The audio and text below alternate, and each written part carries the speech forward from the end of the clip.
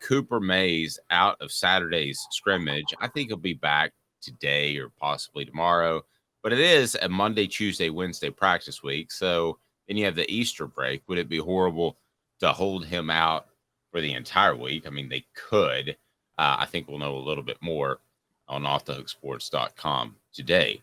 But the most important player that isn't in a quarterback room is whom? And this is who the message board says. So Elias has Jalen Wright. I think he could have a breakout year, but I think Tennessee has some depth there. Mr. Jones says Cooper Mays. And then Elias says Jalen Wright has the potential to be the best receiver on the field. Best player on the field, excuse me. And then Rebecca says Cooper Mays. It all starts with him. He has to be dialed in all the time. I think it is Cooper Mays, Caleb. And from what I've heard from the first 2 weeks of spring camp, they think it's Cooper Mays too, because it doesn't look like Jordan Addison is ready. So if something were to happen to Cooper Mays in the season, and remember Addison Nichols, right? Not Jordan Addison. Jordan Addison's the USC receiver, I think. No, yeah, not him. But if he shows up, I'm sure they can find a spot for him. Addison Nichols. So if Cooper couldn't go, they might have to reshuffle the offensive line, which you never want to do. And if you do, you're going to do in preseason camp usually. Obviously, you do not want to have to do that. I think Cooper Mays is the most important non-quarterback on this football roster. On offense, you're right. I don't know if I can go all the way there because I have come around to somebody you brought up last week based on the reports I've been hearing and the reports you've been hearing, which is that I think Keenan Pili might be the most important non-quarterback now. Okay. We know how bad Tennessee's defense was when Jeremy Banks was suspended last year against South Carolina. Keenan Pili is it wasn't good even before he was suspended, but oh, you're right. Well, it wasn't good, but it was okay. We might get like 3 to 4 stops a game. I think South Carolina scored a touchdown on all but one possession in that game. It was insane. It was like transformatively bad, like historically bad against South Carolina. And I think that Keenan Pili is there to fill the role, to fill the void Jeremy Banks left. And it sounds like he's doing it early on. So I got to go Keenan Pili at that point. Which I wanted to ask you, Dave, because one good sign, I think, for Tennessee, does this still apply? This used to in football. It used to be, wasn't it, that if the defense was ahead of the offense in spring, that was good news. But if the offense was ahead, that meant your defense was going to be awful. Yes, that's still very, very true.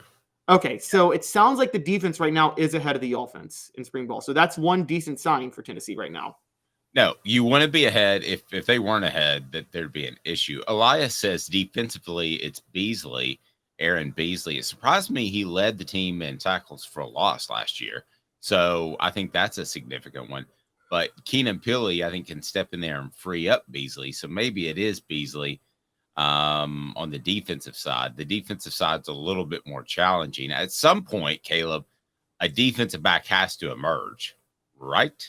Whether it's Jalen McCullough without the off-field issue that may have not been his fault or whatever, a guy's got to take a next step, right? I think McCullough's going to have to be the one to hold the unit together. I don't know if a cornerback has to emerge. One didn't last year. I mean, it's... And as we talked about it before, that's typically a natural skill set. If one was going to emerge, he probably already would have emerged. For those that haven't heard our take on the program before. Somebody has to emerge, even if it's the Matthews kid or the Gibson kid, the two incoming freshmen. Somebody has to emerge. So, Dave, you covered this team, so I got a question. Is the cornerback play right now to you worse than it was on that 2000 Tennessee team, the one right after Deion Grant? I know he didn't play cornerback, but the one right after all those secondary players went pro? So, the one with Willie Miles?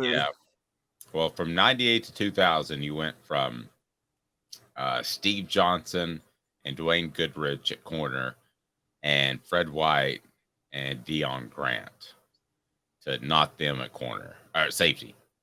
I mean, yeah. Was that Willie Miles? I can't really remember any of the other players in 2000 that were on. I think it was like the Willie Miles, Andre Lott, Rashad Baker, who were good at safety, I think. But Andre Lott played corner, didn't he? Yeah. Lott played corner. He turned into a good player. It just seemed like there were a lot of guys that didn't get a lot of playing time. You got to remember that group before them was really selfish. They wanted all the practice time. Oh, They wanted the practice time. It was, yeah. I mean, you got a championship to play for. You need the practice time. So, yeah, and they thought they had two. And I still say that 99 team's better than 98 team because they allowed T. Martin to do more things. they did, including things they shouldn't have allowed them to do, like calling a play action on 2nd and 3 when they're in field goal range against Florida down by 2. Did you remember that? Right I'm on the top of saying your head. you're in field goal. It was right after the Deion Grant interception. I'm sure we were all I'm sure you were covering the game. I was watching it. I'm sure you all thought after that Deion Grant interception in '99 Florida that Tennessee was certainly going to win that game at that point. Now, this question for you. So, who isn't replaceable on this Tennessee football team? Well, we got Cooper Mays and Keenan Peely are not replaceable. They're not. Okay, but they're the ones. And Peely's a little bit of a reach for you. I mean, he just showed up on campus, but I'll give you Peely. By default, being competent makes him irreplaceable. I'll give you Peely, but Omari Thomas. It's probably the next tier. They could survive, but it would be a major blow. So the top tier is just can't lose them. The second tier is ouch. This is going to hurt. Okay, what about Gerald Mincy? I think he's going to emerge in the top tier this year. I think he'll emerge. I wouldn't put him there as of April the 3rd. Okay. There is no receivers irreplaceable. The receivers are all replaceable. Just because there are other good ones. Yes, exactly. There's so many good ones, and Josh Heupel's system allows for so many of them to be good too. McCullough, I would say McCullough. I would go and do McCullough. I would give McCullough that. I mean, he's the only experienced safety out there.